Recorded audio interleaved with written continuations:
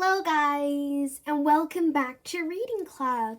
So today I'm going to read you My Weird School, Mrs. Cooney is Loony, Chapter 9 and Chapter 10. Chapter 9, Vowel Movements in the Third Degree. I was all mixed up. I was in love with Mrs. Cooney and wanted to grow up and marry her. But what if she was secretly a spy who was selling information to some guy who wanted to take over the world? I was starting to feel sick. I mean, really sick, not fake sick. AJ, you don't look good, Miss Daisy said. Do you need to go to the nurse's office? No, I said, not that, I'm fine. AJ, I want you to go to the nurse's office, Miss Daisy said. Now. So I went to Mrs. Cooney's office.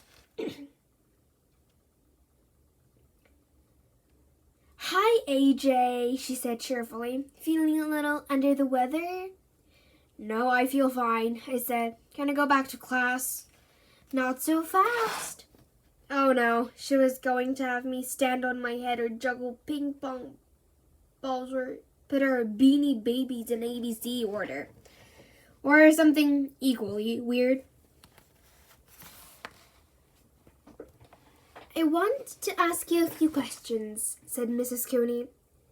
When was your last bowel movement? Huh? I didn't quite hear what she said. Bowel movement? What's that? I didn't know what a bowel was, so how could I possibly know if it moved? I didn't want Mrs. Cooney to know that I didn't know what a bowel movement was. Maybe she said vowel movement. That would make more sense. Vowels move all the time, but I didn't know which vowel she was talking about. A? I guessed. I said, when was your last bowel movement? Mrs. Cooney asked. Why? I asked. Why? Said Mrs. Cooney. Because that will help me know what's wrong with you. I didn't know what vowels had to do with what was wrong with me. I owe you, I said. You owe me what? Mrs. Cooney asked. AJ, can you please just answer my questions? What did you have for breakfast today? That's when it hit me. Mrs. Cooney was doing what all those cops do with bad guys. She was giving me the third degree. What if I told her some important piece of top secret information? And what if she sold it to that bad guy who wants to take over the world? And what if that guy took over the world? It would be my fault. The fate of the whole world was on my shoulders. I decided that I wasn't going to give Mrs. Cooney any information. I didn't care how beautiful she was. I wouldn't answer any of her questions, even if she shined that headlight in my eyes. AJ, did you eat breakfast this morning? Mrs. Cooney asked. And that's for me to know and you to find out, I said, crossing my arms in front of me. I beg your pardon, Mrs. Cooney said. I have the right to remain silent, I said. AJ, I only asked you if you ate breakfast. That's classified information, I replied. Who wants to know? I want a liar. Don't be silly, AJ. Are you going to torture me? I asked. That's what they do in the movies. AJ, you're acting very strangely today, Mrs. Cooney said. Oh, she thinks I'm strange. She puts bags of frozen vegetables on kids' heads and makes them balance yardsticks. But I'm strange. By the time Mrs. Cooney let me go back to class, school was over. All the kids were gone. Miss Daisy gave me my backpack and told me what we had to do for homework. But that night, I couldn't do my homework. I had too much on my mind. I hate to admit that Andrea is right about anything, that she just might be right about Mrs. Cooney. What if she really is a spy? How could I marry her? And yet, she was so beautiful. All night long, I was tossing and turning in my bed. Chapter 10. I thought she was gonna die. How now you're convinced, AJ? Andrea asked, taking a big bite of her apple. Me and Ryan and Michael were sitting around the vomitorium talking about Mrs. Cooney.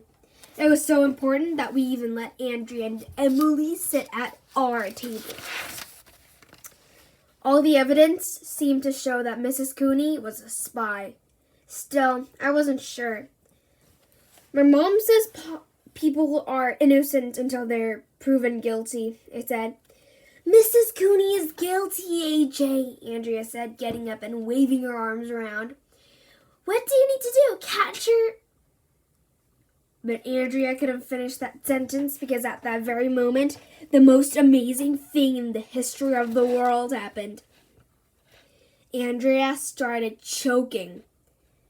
What's the matter? Emily asked. Andrea couldn't talk. She was gagging.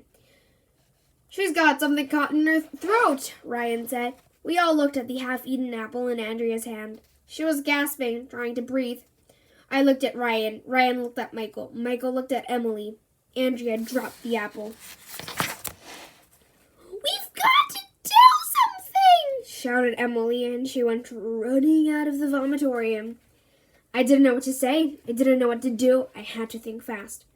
Suddenly, I remembered that poster I saw on the wall of Mrs. Cooney's office, the one with a cartoon of a kid choking. Quick, I said, somebody punch Andrea in the stomach. Are you crazy? Michael said. We'll get in trouble. If you punch her in the stomach, the apple will come out, I shouted. I had to stay after school the time I shot spitballs at her, Ryan said. I'm not punching her in the stomach. It was your idea, AJ, said Michael. You punch her in the stomach. I always wanted to punch Andrea, came to think of it. I grabbed her from behind like the guy did in the poster. Then I rammed both of my fists against her stomach. Then a chunk of apple shot out of Andrea's mouth and bounced off Ryan's head. Andrea started to breathe again. AJ, you saved my life, she said. Then she gave me a hug. Ooh, Ryan said. AJ and Andrea are in love. Emily came running into the vomitorium with Mrs. Cooney, who was carrying her first aid kit. What happened? Shouted Mrs. Cooney. Are you okay, Andrea?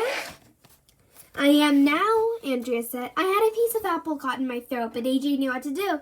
He probably saved my life.